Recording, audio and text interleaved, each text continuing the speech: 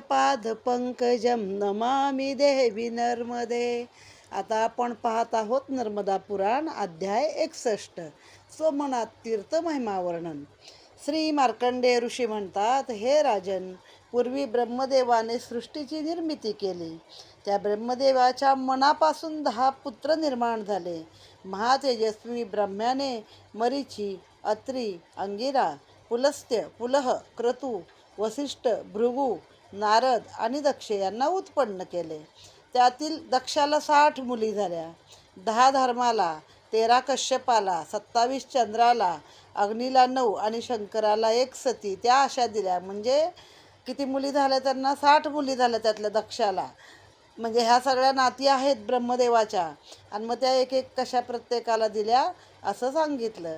चंद्राला किती दिल्या? 27 दिल्या. मग ती 27 नक्षत्र आहेत.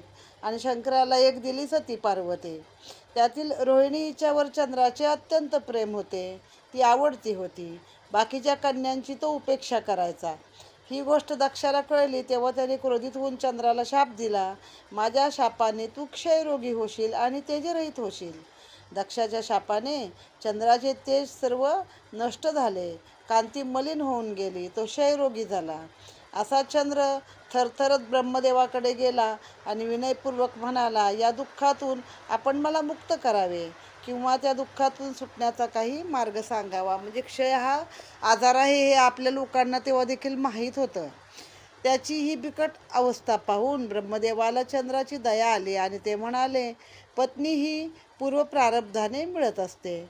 मिळालेल्या पत्नीचा स्वीकार करणे आणि समान व्यवहार करणे हा तुझा धर्म आहे. आता तेव्हा अनेक भाऱ्या करायचा कायदा होता, पण मग ते नेहमीच आपण कथेत ऐकतो, एक आवडती आणि एक ना आवडती. का रे बाबा, दोन्ही सारख्याच पाहिजे ना.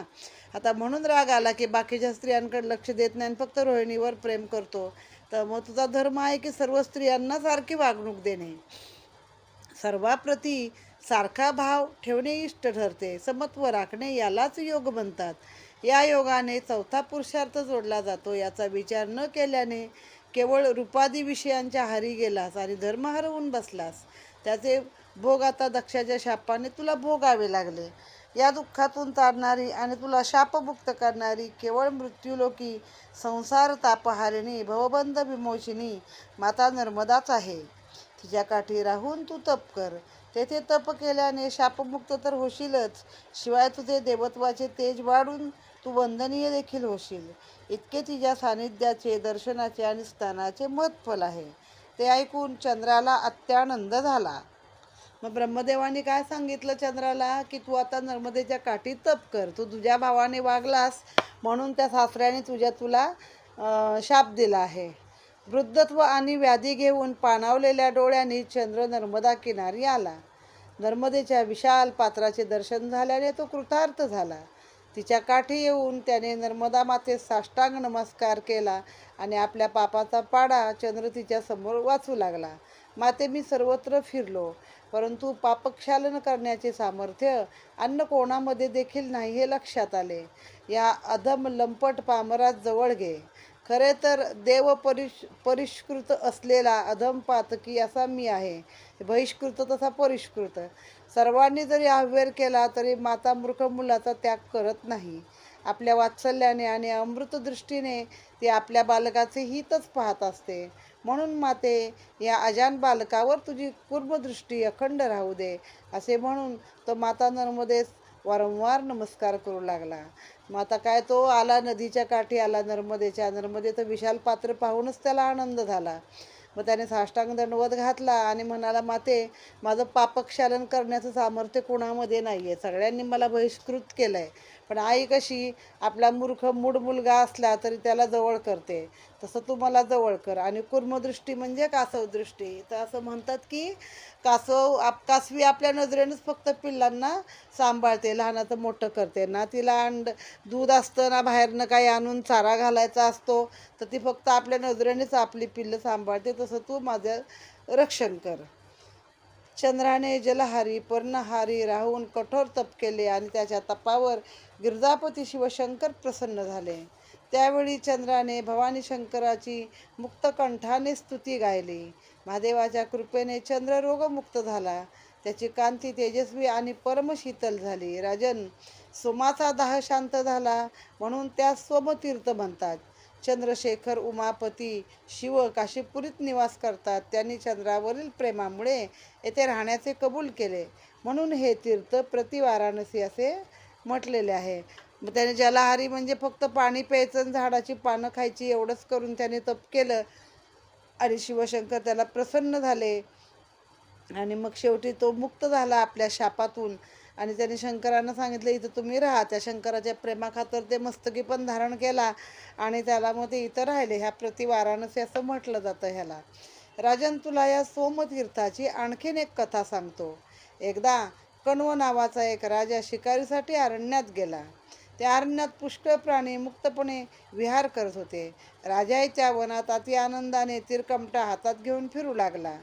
त्याच्या दृष्टीस एक हरणाचा कळप पडला. आपल्या बाणाने क्षात्रधर्माप्रमाणे त्याने एका हरणाचा अचूक वेध घेतला. त्याला अतिशय आनंद झाला. पण जवळ जाऊन पाहतो तर ते हरिण नसून हरिण रूप धारण केलेला मुक्तपणे विहार करणाऱ्या ब्राह्मणालाच आपण मारले आहे. राजाकडून ही ब्रह्महत्या घडली. त्यामुळे सर्व ऋषीमुनींनी त्याचा त्याग केला. झालेल्या अपराधाबद्दल राजाला स्वतःबद्दल देखील घृणा वाटू लागली. त्या ब्राह्मणाची पत्नी तिकडे आश्रमात वाट पाहत बसली होती. काही वेळाने हा प्रकार तिला देखील कळला. तिने एका वृक्षावर चढून अन्नजलाचा त्याग केला. तेथे बसून ती शिवाची आराधना करू लागली. एकदा हाच कण्व राजा त्याच्या सैनिकासमवेत त्या ठिकाणाहून जात होता. राजाच्या मागे ब्रह्महत्या लागलेलीच होती. त्यामुळे तो भरधाव घोड्यावरून जंगलात धावत होता. तोही तहानभुकेने व्याकुळ झाला होता. सतत वेगाने धावल्याने सैनिक थकून गेले. त्यामुळे ते राजापासून बऱ्याच लांब अंतरावर राहिले. राजाचे पंचप्राण कंठाशी आले. तहानेने तो कासावीस झाला. पाठीमागे ब्रह्महत्या धावतच होती. तिच्याकडून आपण मारले जाणार अथवा पाण्याविना मृत्यूच्या दाढेत जाणार हे दिसत असल्याने मरणसमयी तरी नर्मदेचे पवित्र जल प्राशन करावे म्हणून कर्मधर्म संयोगाने सोमनाथ तीर्थावरती तो आला. त्याला नर्मदेच्या शीतल जलाचा प्रसाद मिळाला. दूधरूपी अमृतमय असे तिचे जलप्राशन केल्याने राजाला मोठे चैतन्य प्राप्त झाले. ब्रह्महत्येच्या भीतीने पुन्हा तो घोड्यावर बसून पुढे जाऊ लागला. त्याचवेळी एका झाडावर तप करत असलेल्या ब्राह्मण पत्नीने सैनिकांना रस्त्यात अडवले आणि म्हणाली, तुमच्या राजाला जाऊन सांगा की मी बोलावले आहे. सैनिकांनी विनयाने नमस्कार करून आपला निरोप राजाला देऊ म्हणून सांगितले. सैनिकांनी राजाला निरोप दिला. एक कमलनयनी सुंदर शालिनी व्रतस्थ स्त्री आपणाला तिकडे बोलावित आहे. तिच्या तेजाच्या आणि तपाच्या सामर्थ्याने ती जणू पार्वती असल्याचे आम्हास भासले. राजाने धाडस करून त्या निबिड जंगलात आपणास कोण बोलावत आहे याचा विचार करून तो तिकडे गेला. त्यावेळी ती कल्याणी म्हणू लागली, हे राजन, तू माझ्या पतीचा हत्यारा आहेस. त्यामुळेच ही ब्रह्महत्या तुझ्या मागे लागली आहे. ती तुला त्रास देते. परंतु ज्या तीर्थातील संजीवनी जल तू प्राशन केलेस ते जल साधे नसून संजीवनीचे जल आहे. त्या प्रभावाने त्या स्थानापासून कोसापर्यंत ब्रह्महत्येला येता येत नाही. त्यामुळे तू ब्रह्महत्येला घाबरू नकोस. यथाशक्ती तू तेथे जाऊन शिवपूजन कर. हे ऐकून त्याने त्या पतिव्रतेला साष्टांग नमस्कार घातला. राजाने सर्व मंडळींना आपला निर्णय ऐकविला व सेनापतीला म्हणाला, या सोमतीर्थावर पूजा करून मी येथेच देह ठेवीन. पुढे और्ध्वदेहिक कर्म तुम्ही करावे. माझी हाडे या नर्मदेच्या जलात विसर्जित करावीत. असे म्हणून योगमार्गाने त्याने आपले पंचप्राण पंचतत्वात विलीन केले. याच तीर्थाची अजून एक कथा सांगितलेली आहे की एकदा कण्व नावाचे ऋषी मला माहीत होते. इथे हा कण्व नावाचा राजा आहे आणि तो शिकारीसाठी अरण्यात गेला. त्या अरण्यात पुष्कळ पक्षी होते. हरणांचे कळप फिरत होते. तर हा क्षात्रधर्म आहे, हा शिकार करणे हा. त्यामुळे त्या राजाने शिकार केली. पण ते मागच्या अध्यायाप्रमाणे तिथं पण ती शिकार एका ब्राह्मणाला लागला. तो बाण म्हणजे ते हरिण नसून हरिणरूपी ब्राह्मण होता. हरणाचे रूप धारण केलेला ब्राह्मण. त्याला हरिण दिसला आधी आणि नंतर काय होतं तर तो ब्राह्मण होता. मग तो गेला. त्याचं प्राण कंठाशी आले गेले. राजाला ब्रह्महत्येचं पातक लागलं. मग त्या राजाची पत्नी वाट पाहत होती, ब्राह्मणाची पत्नी. मग ती वरती वृक्षावर चढून तपश्चर्या करू लागली. मग पुन्हा एकदा आता तो राजा घाबरतच होता कारण सतत त्याच्या पाठीमागं ते ब्रह्मराक्षसाचं भूत ब्रह्महत्येचं पातक फिरत होतं. तर ते दिसतं म्हणजे असं पाठीमागं चालतं किंवा त्रास होतो त्याचा. मग राजा घोड्यावर बसून भरधाव वेगानं परत एकदा त्या जंगलातच फिरत होता. त्यात तहान लागली, प्राणकंठाशी आले, सैनिकही लांब गेले. मग अशा वेळी काय करायचं तेवढ्यात ती स्त्री दिसली सैनिकांना. तर तिने सांगितलं की त्या राजाला तुमच्या निरोप द्या की मी बोलावलेलं आहे. राजानं पुन्हा धाडस करून निबिड अरण्यात गेला तिला भेटीला. सैनिकांनी सांगितले, एक व्रतस्थ स्त्री आहे, जणू काय पार्वती माताच वाटते, तिने तुम्हाला भेटीला बोलावले. मग त्याच्या आधी राजा कुठे पोचला होता? या सोमतीर्थावर पोचला होता तहान लागली तेव्हा, आणि तिथलं पाणी तो प्याला होता. त्यामुळे तिथं ते ब्रह्म राक्षस जो होता, ब्रह्म हत्येचं पाप, ते काही मागं येऊ शकलं नाही. मग तिनं सांगितलं की इथून 1 कोसापर्यंत हे ब्रह्महत्येचं पातक काही तुझ्या मागे येणार नाही आहे. मग तो विचार करतो की इथंच मी आता माझा देह ठेवतो. आणि मग पूर्वीचे राजे महाराजे शिकारी असेल तरी तेवढे भाविक धार्मिकही होते. तर मग त्याने आपल्या ह्याने अर्धवैक कर्म तुम्ही करा असं म्हणून राजाने योगमार्ग, म्हणजे त्याला योग पण येत होता. आणि पूर्वीच्या लोकांना योगामध्ये आपला देह स्वतःच्या इच्छेने ठेवता यायचा. तसं राजाने आपलं हे पंचप्राण पंचतत्वात विलीन केले. म्हणजे राजा तिथे मरण पावला. आणि आपल्या सांगितलं होतं सैनिकांना की तुम्ही माझ्या याचं या ठिकाणी दहन करा आणि माझ्या अस्थी त्या नर्मदेच्या क्षेत्रामध्ये टाकून द्या. मग देवांनी देखील राजावर पुष्पवृष्टी केली. राजाची ब्रह्महत्या तर नष्ट झाली, पण तो भगवान शिवशंकराचा पार्षद झाला. त्या स्थानाचे अलौकिक असे महात्म्य आहे. या ठिकाणी केलेल्या दानाचे फल तत्काळ मिळून त्याची अंतकाल साधला जातो. एक शय्या आणि छत्री दान दिली तर तो राजा होतो. आता राजा कोणी होत नाही, पण राजासारखा मान सन्मान तुम्हाला मिळेल. आणि आश्विन कृष्ण चतुर्दशीला हे दान द्यायचं आहे. आता पण जे मंत्री संत्री राजेच की हो, सगळी सुखं त्यांच्या पुढे हात जोडून असतात व त्यांचं काहीतरी मागचं पुण्य असेल. जो कोणी येऊन इथे सदाशिवाची पूजा, कथा, नृत्य इत्यादी गोष्टी करतो, ब्राह्मण भोजन घालतो, त्याला सांसारिक सर्व भोगाची प्राप्ती होते. येथे दुग्धाभिषेक करणे पुण्यप्रद मानले जाते. दुधाचा अभिषेक इथल्या सोमाला करावा. सोमेश्वर जे आहे शंकराचं, त्या पिंडीला. तसेच पितरांसाठी येथे श्राद्ध तर्पण केल्यास त्यांना उत्तम गती मिळते. सोमनाथ तीर्थावर लिंगपूजनासोबत येथे परिसर स्वच्छता सदावर्त देणे, झाडे लावणे, अन्नछत्र, पाणपोई, धर्मशाळा बांधणे अथवा मंदिराचा जीर्णोद्धार केल्यास राजासारखी सुखं मिळतात. म्हणजे या गोष्टी पण ते चालू आहे. येणाऱ्या प्रवाशांसाठी पाणपोई बांधा, अन्नछत्र करा, झाडं लावा, स्वच्छता ठेवा. हातात झाडू घेऊन आम्ही पण बद्रीनाथला गेलो होतो, तर आम्ही हातात झाडू घेऊन बद्रीनाथाचा परिसर सगळा स्वच्छ केला आहे. तर हे सगळं केलं तर त्याचं एक प्रकारे आपल्याला पुण्यच आहे. ज्यांच्याकडे सुबत्ता नसेल त्यांनी सोमनाथाला जल चढवून बिल्वपत्र अर्पण करून शुद्ध तुपाचा दिवा लावून ओम नमः शिवाय या मंत्राचा जप केल्यास अपमृत्यू टळून भगवती नर्मदेची आणि सदाशिवाची कृपा होऊन दारिद्र्यता नष्ट होते. विद्यार्थ्यांना विद्या, पुत्राची इच्छा करणाऱ्याला पुत्र, मोक्षाची इच्छा करणाऱ्याला मोक्ष मिळतो.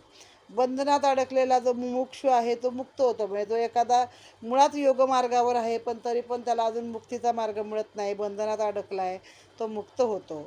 रोगाने त्रस्त झाला असेल तर तो आरोग्यवान होतो, व पिशाच्य बाधेने ग्रस्त असेल तर तो बाधेतून मुक्त होतो. अशा नानाविध फल प्रदान करणारे हे सोमनाथ तीर्थ आहे. असा सोमनाथ तीर्थाचा महिमा सांगणारा हा अध्याय इथे सुफळ संपूर्ण. नर्मदे हर. त्वदीय पाद पंकजम नमामि देवी नर्मदे. आता याच्या पुढचा अध्याय आहे 62, गंजाल भेद तीर्थ वर्णन. श्री मार्कंडेय म्हणाले, राजन, तुला गंजाल भेद नावाच्या तीर्थाचा महिमा सांगतो, ऐक. गंजाल भेद नावाचा नर्मदेचा संगम आहे. पूर्वी कन्याकुमारीचा राजा हरिकेश होऊन गेला. तो चक्रवर्ती सम्राट होता. त्याची कन्यापूर ही राजधानी कुबेराच्या अलकापुरी समान होती. त्याने अनेक यज्ञ केले. त्रिपुराच्या जवळ श्रीशैल्यम येथील तुंगभद्रा नदी प्रसिद्ध आहे, जी मल्लिकार्जुन शिवलिंगापासून पाताळगंगा म्हणून ओळखली जाते. त्या पर्वताच्या पूर्वेस श्रीमान वन आहे. तेथे अनेक दिवस निवास लोक जाऊन करतात. येथे शिवाचे आणि पार्वतीचे लग्न लागले असे म्हणतात. पूर्वी प्रजापतीने या ललितेचे नाव आयुषा असे ठेवले. दुसऱ्या अवतारात ती हिमालयाची पुत्री पार्वती व उमा म्हणून ओळखली जाऊ लागली. तिसऱ्या अवतारात दक्षदुहिता व गौरी या नावाने ती प्रगट झाली. मग इथं आता पार्वतीचे 3 अवतार सांगितलेत. पहिलं प्रजापतीच्या पोटी आयुषा नावाने आली होती. दुसऱ्या अवतारात ती हिमालयाची मुलगी झाली पार्वती. आणि तिसऱ्या अवतारातील दक्षदुहिता गौरी या नावाने प्रगट झाली आणि या ठिकाणी शिवपार्वतीचं लग्न लागलं. हरिकेश राजा धर्माने राज्य करीत होता. एकदा सूर्यग्रहणात त्याने 1,00,000 गायी, 1000 मोहरा गंगा तटावर दान केल्या. आता कन्याकुमारी कुठं आणि गंगा कुठं, पण त्या काळामध्ये जाणं येणं पण सोपं नसेल, पण तिथे तो आला. किंवा आज म्हणजे तेव्हा पण कोणत्याही नदीला गंगा असं म्हटलेलं आहे, तर ती पाताळगंगा म्हणून सांगितलं आहे ना त्यांनी, तिथून तिला पाताळगंगा म्हणतात. कुठून? मल्लिकार्जुन, जिथं शिवाचं हे आहे, आंध्र प्रदेशामध्ये आहे श्रीशैल्य मल्लिकार्जुना, श्रीशैल्यम, तिथं त्याने दान केलं असेल. तर ते 1,00,000 गायी आणि 1000 मोहरा दान केल्या. वेदपाठी ब्राह्मणाने त्या योगावर याग करण्याविषयी सांगितले. राजानेही आठवणीने अग्नीत रौद्रमंत्राने अग्नेयष्टी केली. त्यावेळी महाप्रलयातील अग्नी पाताळातून पृथ्वी फोडून बाहेर आला. त्यामुळे संपूर्ण गायीचा कळप आणि 1000 ब्रह्मचारी भस्मसात झाले. संपूर्ण मंडप भस्मसात झालेला पाहून राजा दुःखी झाला. तो अग्नीत प्रवेश करण्यासाठी जाऊ लागला, तेव्हा तिन्ही लोकात हाहाकार उडाला. ब्राह्मण म्हणू लागले, इतक्या गायींचे आणि ब्राह्मणाचे घडलेले पातक कमी करणारे असे कोणतेही प्रायचित्त नाही. एकजण म्हणाला, आपण कल्पग्राम येथे जावे. तेथे भगवान अगस्ती, कश्यप, भृगु, भारद्वाज, गर्ग, गौतम, वसिष्ठ, याज्ञवल्क्य निवास करतात. तेथे जाऊन त्यांना शास्त्रार्थ विचारून मग प्रायचित्त घ्यावे. हे सर्व ऐकून राजा अनवाणी आणि डोक्यावर मुकुट न घालता त्या नगरीकडे जाऊ लागला. काय झालं तर एकदा पर्वकाळ होता. त्या पर्वकाळामध्ये ग्रहणामध्ये 1000 गायी दान दिल्या, 1000 ब्राह्मणांना दिल्या, 1,00,000 गायी आणि 1000 मोहरा असं काहीतरी दिलं. आणि मग एका ब्राह्मणाने सांगितलं की आता अग्नीचं तुम्ही हे करा, आवाहन करा, या योगावर याग करा, हा योग चांगला आहे. आता वेदपाठी ब्राह्मणानं सांगितलं म्हणून राजाने केलं. राजाने मग ते अग्नीचे प्रकार आहेत ना, त्याने जे आवाहन केलं तो अग्नी रौद्र स्वरूपाचा होता. तो पृथ्वीच्या पोटातून फोडून बाहेर आला आणि त्या संपूर्ण गायीचा कळप आणि 1000 बसलेले ते ब्रह्मचारी ब्राह्मण आणि ते सगळंच भस्मसात झालं. राजाला उगाचच त्या सगळ्यांचं पाप लागलेलं आहे. मग राजा पण निघाला अग्नी स्वतःचं करून घ्यायला. मग तेव्हा हे जे सप्तऋषी आहेत त्यांच्याकडे जा म्हणून सांगितलं, त्या नगरीला कल्पग्राम येथे जावे. मग राजा डोक्यावर मुकुट न घेता अनवाणी पायाने त्या कल्पग्रामाकडे निघाला. तेथे जाऊन महर्षींना पाहून नमस्कार करून खूप वेळ तसाच उभा राहिला. काही वेळाने ऋषींनी त्याच्याकडे पाहिले आणि विचारले. हरिकेशने सर्व वृत्तांत त्यांना सांगितला. त्यावर ब्राह्मण उपाय सांगू लागले. गायत्रीचा 10,00,000 जप कर, तसेच सुवर्णासहित 10,000 गायी दान करून 1,00,000 दक्षिणा सहित 1,00,00,000 हवन कर. महातीर्थ प्रयाग, काशी, गया, केदार, गंगासागर, संगम, पुष्कर येथे जाऊन यात्रा कर. त्यानंतर सव यज्ञ कर. त्या ब्राह्मणांच्या सांगण्यावरून राजाने कुरुक्षेत्रातून जाताना प्रायचित्त म्हणून सरस्वती नदीचा आश्रय घेतला. तेथे बसून महादेवाची स्तोत्रे, विष्णू सरस्वती यांचे मंत्र जपू लागला.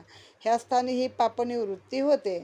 त्यावेळी सरस्वती बोलू लागली, राजन, जिच्या स्मरणाने अनेक जन्माचे पाप नष्ट होते, हजारो ब्रह्महत्या आणि लाखो गोहत्या यातून सोडवण्यासाठी मी किंवा गंगा अथवा कोणती नदी समर्थ नाही. केवळ पुण्यदायिनी नर्मदा हीच ती विद्यमान नदी आहे. तीच ह्या महापातकातून तुला सोडवू शकेल. ते सरस्वतीचे वचन ऐकून तो राजा त्या ब्राह्मणाचे आणि गायींचे हाडे घेऊन नर्मदा किनारी आला. तेथे त्याने यथासांग तर्पण केले. नर्मदेच्या जलाचा स्पर्श होताच ते सर्व जीव शिवस्वरूप झाले.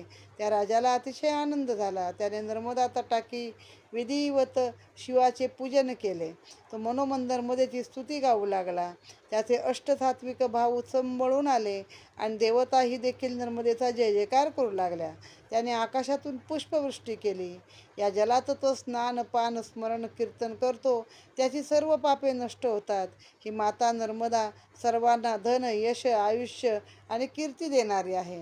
राजाचे येथे सर्व पाप नष्ट झाले.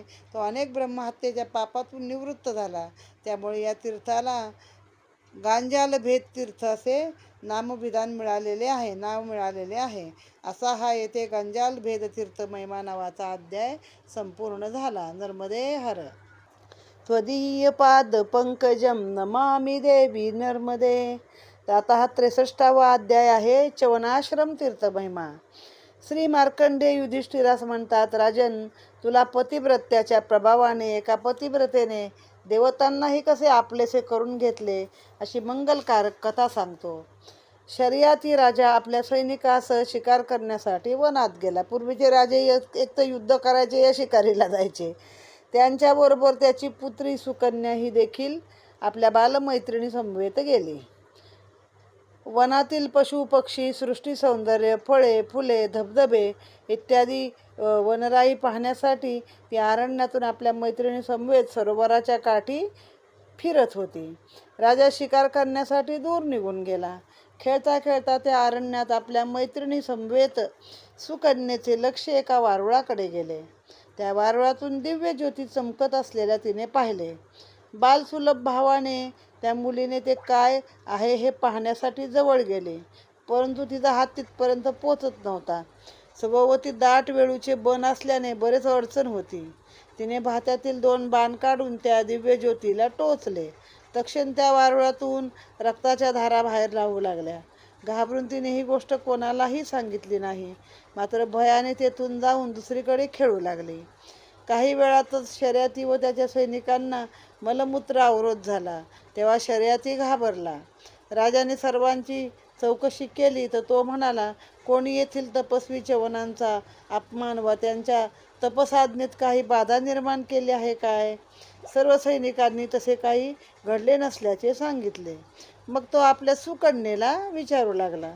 तेव्हा घाबरत तिने सर्व निवेदन केले. तिच्या तोंडून ते वर्तमान ऐकून राजा घाबरला.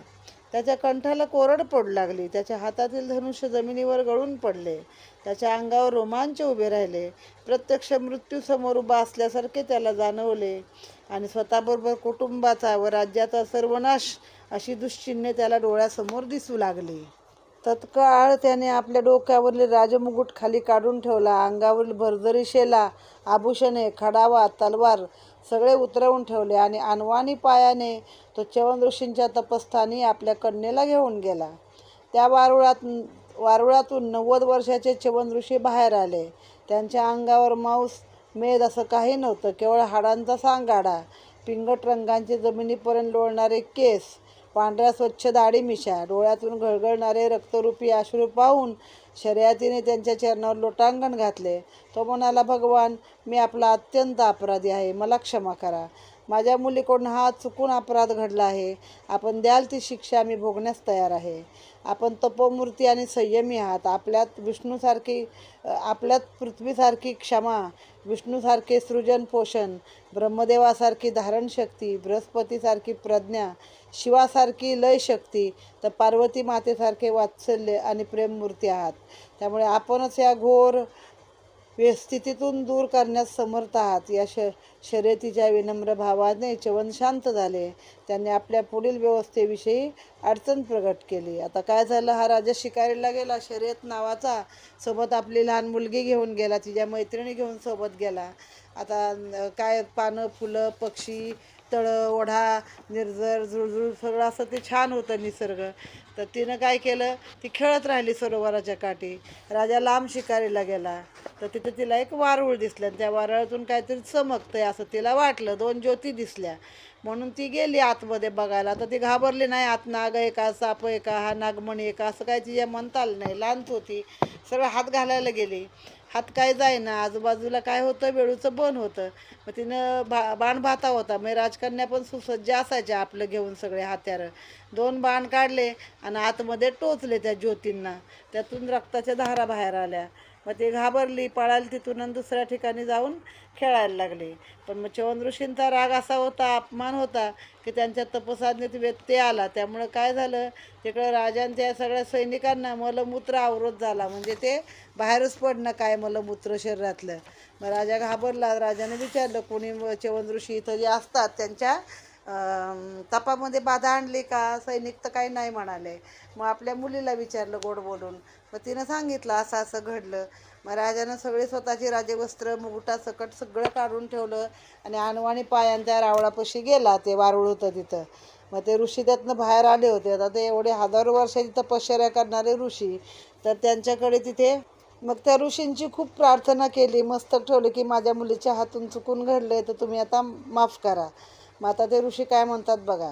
राजन, मनुष्याचे डोळे हे त्याचे प्रमुख कार्यशक्तीचे इंद्रिय आहेत. नेमके हेच दुखावल्याने मी विषण्ण अवस्थेत सापडलो आहे. माझा सर्व जीवन व्यवहार अडचणीत आला आहे. हे ऐकताच राजाने त्यांच्या चरणावर मस्तक ठेवला आणि तो म्हणाला, भगवान, माझ्यावर कृपा करून आपण जीवन व्यवहारात आपले डोळे म्हणून माझी सुकन्या, पती म्हणून आपली सेवा करेल. हे ऐकून मुनी शांत झाले. अरे बाबा, ती लहान पोरगी कुठं, 90 वर्षांची ऋषी कुठं, तिचे डोळे गेले म्हणले, आता मी व्यवहारात कसा जगू. तर म्हणे, माझी मुलगी तुम्हाला देतो, ती तुमची पत्नी म्हणून तिच्या डोळ्यानं तुम्ही व्यवहार कराल. मुनी शांत झाले. शर्यतीने तक्षणी सुकन्येचा हात महर्षी च्यवनांच्या हातात दिला. सुकन्येने त्या वृद्ध मुनीस पती म्हणून मनापासून मानले. पुढे ती पित्यास म्हणाली, तात, भगवंताची करणी आगाध आहे. माझी पूर्वजन्मीची पुण्यशिदोरी आज उदयास आली, ज्यामुळे मला पतिरूपात निर्विकारी तपपूत ब्रह्मज्ञानी मुनी मला अनायासे पती म्हणून मिळाले. पतिव्रतेस पतीसारखे सर्वश्रेष्ठ अन्य दैवत नाही. मी त्यांची सहधर्मचारिणी असल्याने त्यांची सावली बनून गृहस्थ आश्रमधर्म मी सांभाळेन. पती हे स्त्रीचे मोठे श्रीधन असते, म्हणून मला अन्य धनाची विलासाची आसक्ती राहिली नाही. त्यांची चरणसेवा करण्याची सुसंधी मिळाल्याने मी माझ्याद्वारा ती यत्किंचित सेवा घडेल त्याचे फळ म्हणून माझ्या 42 कुळांचा उद्धार होईल. विषयाच्या जाळ्यात अडकवणारे आणि जन्मजन्मांतरात अनेक पती जीवन अवस्थेत प्राप्त होतात, मात्र जन्मचक्राच्या फेऱ्यातून मुक्त करणारा क्वचितच पती लाभतो.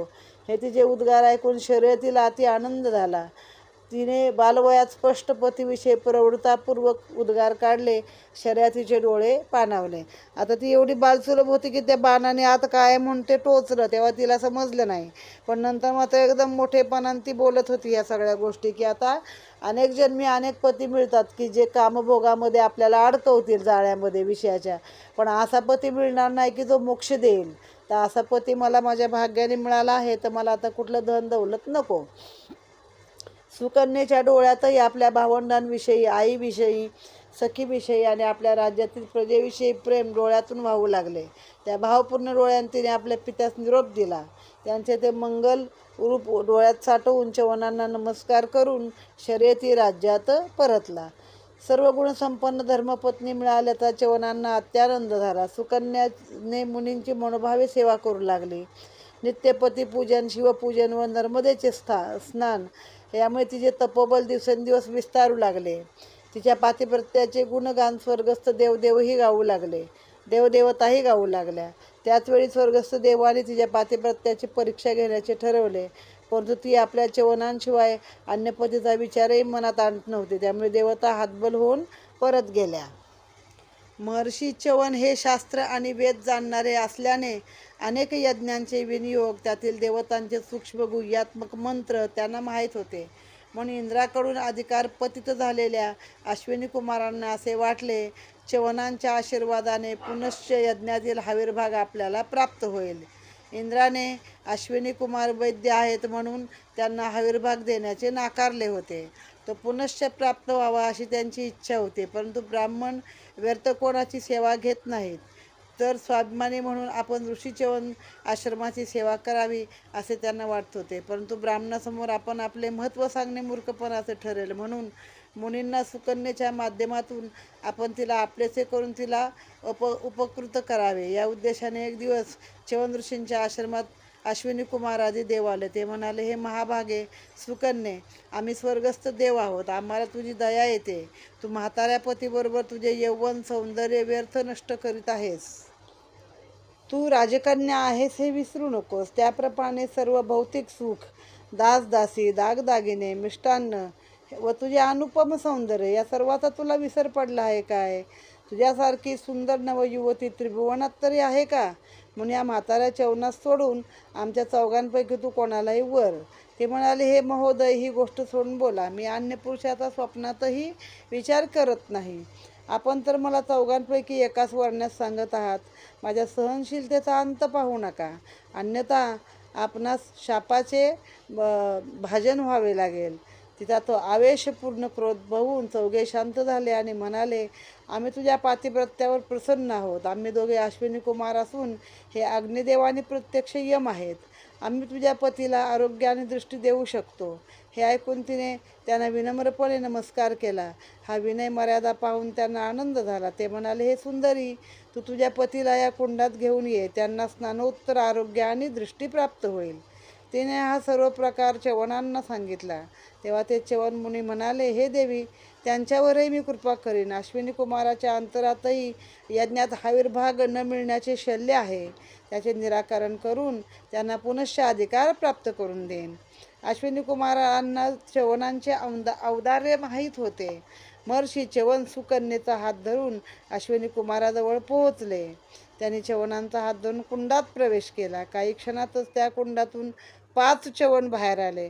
सुकन्ये नेमके आपले पती कोणते याचा संभ्रम तिला निर्माण झाला.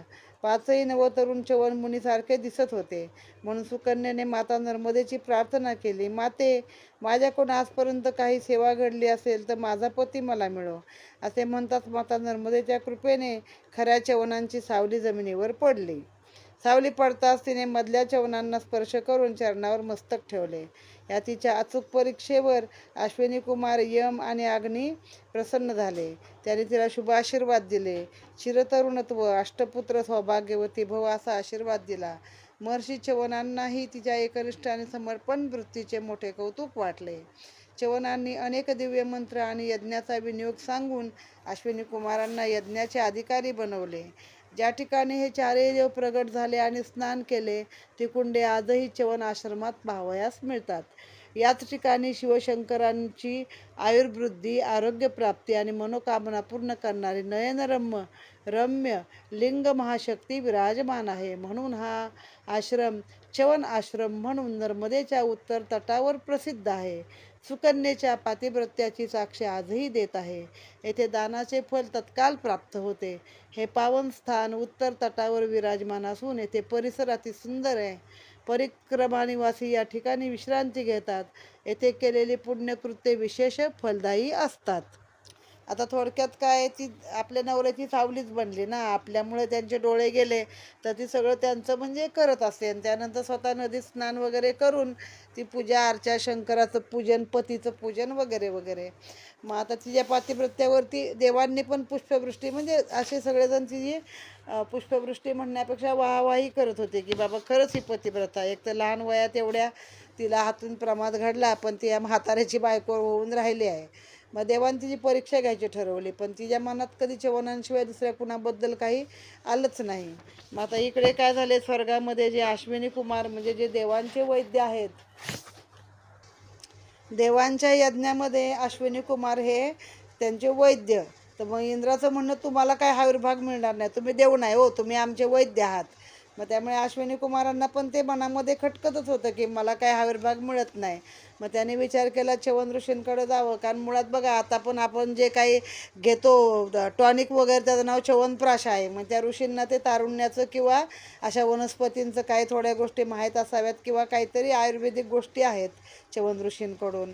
तर मग अश्विनी कुमाराने विचार केला की त्यांची सेवा आपण केली तर ते आपल्याला आयुर्भाग मिळू देतील. आणि आपणही, मग ते अश्विनी कुमार वैद्यच आहेत ना देवांचे, तर आपणही त्यांच्या दृष्टीवरती इलाज करू शकतो.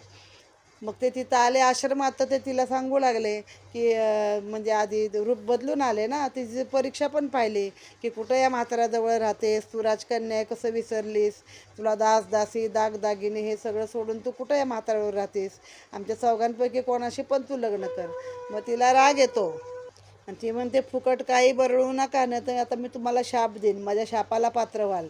मग तिचा आवेश पाहून ते रूप प्रगट करतात की आम्ही दोघे अश्विनी कुमार आहोत, हा यम आहे आणि हा अग्नी आहे प्रत्यक्ष. तर तुझ्या पतीला आम्ही आरोग्य आणि दृष्टी देऊ शकतो, फक्त तू ते हाताला धरून त्यांना या ठिकाणी स्नान करायला सांग या कुंडामध्ये. आणि मग त्यांना पण मग तिने जाऊन आपल्या पतीला सांगितलं. मग त्यांना पण माहीत होतं यांचं काम काय आहे, तर यांना यज्ञामधला आविर्भाग मिळाला पाहिजे, हे शल्य त्यांच्या मनामध्ये आहे अश्विनी कुमाराच्या. आणि अश्विनी कुमाराला च्यवन भार्गव ऋषींचं औदार्य माहीत होतं. मग त्यांनी तिचा हात धरला, अश्विनी कुमारांसोबत गेले आणि त्या कुंडामध्ये प्रवेश केला. त्या कुंडातून बाहेर पडले तर 5 च्यवन बाहेर पडले, 5 ऋषी बाहेर पडले, सगळे सारखे तरुण आणि सुंदर. मग हिला प्रश्न पडला, आता ह्यातला आपला नवरा कुठला हो. मग तिने नर्मदेची प्रार्थना केली की माते, माझ्याकडून आज पण तुझी काय सेवा घडली असेल तर माझा जो मूळ पती आहे तो मला मिळू दे. मग त्या 5 जणांपैकी मधल्याची सावली जमिनीवर पडली. मग तिला समजलं हाच आपला नवरा आहे. मग तिच्या त्या अचूक परीक्षेवरती अश्विनी कुमार आणि यम अग्नी प्रसन्न झाले. तिला शुभ आशीर्वाद दिले. चिरतारुण्य, अष्टपुत्र आणि सौभाग्यवती भव असे दिले. मग चवनांनी पण अनेक दिव्य मंत्र आणि यज्ञाचा विनियोग सांगून चवनांना अनेक दिव्य मंत्र माहीत होते ना. प्रत्येक देवताला आव्हान करताना कुठला मंत्र म्हणायचा तर त्यांना तो आविर्भाग मिळेल हे त्यांना माहीत होतं. मग त्यांनी ते मंत्र त्यांना सांगितले आणि यज्ञाचेच अधिकारी बनवले. म्हणजे आता त्यांना इंद्र नाकारू शकत नाही. असं करून मग त्यांना पण ते तिथं मिळालं. मग हे 4 देव प्रगट झाले. त्यांनी सांगितलं की आम्हीच ते आहोत. आणि मग इथून पुढं ती 4 कुंड त्या आश्रमात आजही आहेत च्यवन ऋषींच्या. आणि ते लिंग आहे एक आपलं शंकराचं. नेहमीप्रमाणे सगळ्या ठिकाणी एक एक शंकराची पिंड आहे. तर ती नर्मदेच्या उत्तर तटावरती हे आहे.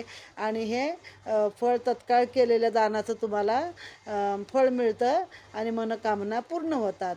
असा हा इथे च्यवनतीर्थ नावाचा महिमा सांगणारा अध्याय संपूर्ण. नर्मदे हर. त्वदीय पाद पंकजम नमामि देवी नर्मदे. आपण आता पाहत आहोत अध्याय 64वा मत्स्येश्वर तीर्थ महिमा वर्णन. मार्कंडेय म्हणतात, हे राजन, तुला मत्स्येश्वर तीर्थाचे महत्त्व सांगतो. या महादेवाची पूजा नागकन्या करतात. या ठिकाणी कलहंस नावाच्या ऋषींनी महादेवाचे 1500 वर्ष एका पायावर उभे राहून तप केले. त्यांच्या या तपाने इंद्र घाबरला. त्यास असे वाटू लागले की आता हा स्वर्गाचा इंद्र बनण्यासाठी कठोर तप करत आहे. म्हणून इंद्र कुबेर वृद्ध ब्राह्मणाचे रूप धारण करून कलहंस मुनींच्या आश्रमामध्ये आले. त्यांनी प्रश्न केला, आपण कोणत्या कारणास्तव हे इतके कठोर तप करीत आहात? त्यावेळी कलहंस मुनी हसून म्हणाले, मी आपणास ओळखले. आपण इंद्र आणि कुबेर आहात. मी इंद्र होण्याच्या कामनेने तप करत नाही. मला देव बनायचे नाही. मी केवळ महादेवाच्या प्रसन्नतेसाठी हे तप करत आहे. हे ऐकून इंद्र म्हणाला, हे मुनिश्रेष्ठा, तुला हवा आहे तो वर माग. तेव्हा ते कलहंस म्हणाले, माझे आराध्य दैवत शंकर आहेत. मी त्यांच्याशिवाय कोणाकडे काही मागणार देखील नाही. आपापल्या कार्यात आपण यशस्वी व्हावे. असे मुनींचे वचन ऐकून इंद्र आणि कुबेर तिथून परतले. या कलहंस मुनींनी जराही विचलित न होता ते आपल्या साधनेमध्ये रत राहिले. म्हणजे साधना करतच राहिले. 1500 वर्ष एका पायावर उभं राहून शंकराची तपश्चर्या केली होती ती पुढे चालूच ठेवली. हे पाहून शिवशंकर प्रसन्न झाले आणि त्यांना सगुण रूपात दर्शन दिले. त्या कल्याणकारी महादेवास पाहून मुनी स्तुती करू लागले. हे त्रिलोकधारी, शांत, कल्याणकारी, अति उग्र रूप धारण करणाऱ्या, हलाहल विशास अमृता समान मानणाऱ्या, सकल सृष्टी प्रकाशका, हे पंचवक्रा, आपणास शतशः नमस्कार असो. आपण अनंत गुणसंपन्न, सर्पाचे यज्ञोपवीत धारण करणारे, शब्द, स्पर्श, रूप, रस, गंध, बुद्धी, मन, चित्त आणि अहंकार अशा अष्टमूर्ती आपणच आहात. आपण सूर्य, भग, त्वष्टा, अर्क, काल, रूप, आयर्मा, पुषा, सविता, रवी, गवस्तिमान, मृत्यू आणि धाता ही 12 सूर्यांची नावं आहेत. ते 12 सूर्य देखील आपणच आहात. आदित्य, आपणच पंचमहातत्व आहात. पंचमहातत्व कुठले आहेत? पृथ्वी, आप, तेज, वायू आणि आकाश. म्हणजे पाणी, पृथ्वी, तेज, आकाश. तेज म्हणजे सूर्य. असं जे आपणच आहात सगळे. ग्रह, इंद्र, विवस्वान, विष्णू, ब्रह्मा आपल्याच कला आहेत. 4 वेद, कुबेर, यमदेवता, तर लव, निमिष, मुहूर्त, पक्ष, मास, ऋतू, संवत्सर, मनवंतर असे कालचक्र देखील आपणच आहात. आता इथं काय निमिष म्हणजे आपण म्हणतो अगदी क्षणार्धात पापणी लवते सेकंदाच्या पण 100वा भाग म्हणजे निमिष. त्याच्या आधी लव म्हणजे पापणी लवते इतकाच सेकंद. तर हे सगळं तुम्हीच आहात. प्रत्यक्ष व अपरोक्ष आपणच आहात. या भवसागरातून तारण्यास आपणाशिवाय कोण समर्थ आहे? तेव्हा प्रसन्न होऊन भगवान सदाशिव म्हणाले, वत्सा, इच्छित वर माग. तेव्हा कलहंस म्हणाले, भगवान, येथे कलहंसेश्वर या नावाने आपण निवास करावा. तसेच माझे आपणावरील असणारे प्रेम दिवसेंदिवस वृद्धिंगत व्हावे. मला कधीही आपल्या पवित्र नामाचा विसर पडू नये. स्मितहास्य करून सदाशिव तथास्त म्हणून अंतर्धान पावले. म्हणजे एवढं मोठं तप केलं, पण कुठल्याही इच्छेसाठी केलं नाही. तर काय, तुम्ही इथं राहा आणि माझ्या मनात सदैव तुमची भक्ती प्रीती राहू दे, एवढंच त्यांनी मागितलेलं आहे. मग तथास्तु म्हणून ते अंतर्धान पावले. येथे केलेल्या कर्माचे फळ साधकास सिद्धतेपर्यंत घेऊन जाते आणि या तीर्थाचा महिमा श्रवण करणारे निष्ठावान होतील. हे आख्यान ऐकणारे कलियुगात दुःखी होणार नाहीत. तर प्रलयाच्या वेळी सदाशिवांनी मार्कंडेयाचे रक्षण माशाच्या रूपात येऊन केले होते. मार्कंडेयांनी पुढे याच ठिकाणी मत्स्येश्वर लिंगाची स्थापना केली आहे. मासा म्हणजे मत्स्येश्वर. हे केलंय कुणी? ह्याच ऋषींनी स्वतः केले, जे आता कथा सांगत आहेत. आणि प्रलयाच्या वेळी हे मार्कंडेय ऋषी खूप जुने आहेत. म्हणजे त्यांनी कित्येक कल्प तप, कित्येक प्रलय महाप्रलय पाहिलेले आहेत. आणि त्यावेळी त्यांना कधी नर्मदेने वाचवलं आहे, कधी शंकराने वाचवलं आहे. ते इथं शंकराने माशाच्या रूपाने त्यांना आपल्या पोटात धारण केलं होतं किंवा तोंडात ठेवलं होतं. तर मग तिथं ती स्थापना ह्या लिंगाची केली. असा हा मत्स्येश्वर कलाहंसेश्वर नावाचा अध्याय येथे समाप्त झालेला आहे. नर्मदे हर.